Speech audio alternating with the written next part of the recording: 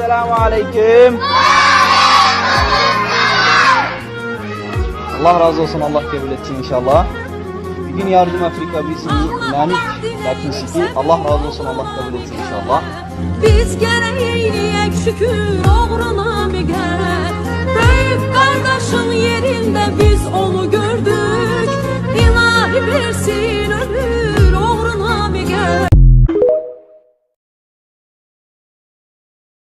Dara düşdükdə olub köməyimizdə oğru quli. Rəhmətin var həmişə diləyimizdə oğru quli. Sənə sadiq bu ratvaların var bu aləmdə. Yaşayırsan hər zaman ürəyimizdə oğru quli. Sən gedəndən qurumur qan qarışan göz yaşımız. Adına bir böyük əfsanə yazar yaddaşımız. Səni Allah'a əmanət deyirik oğru.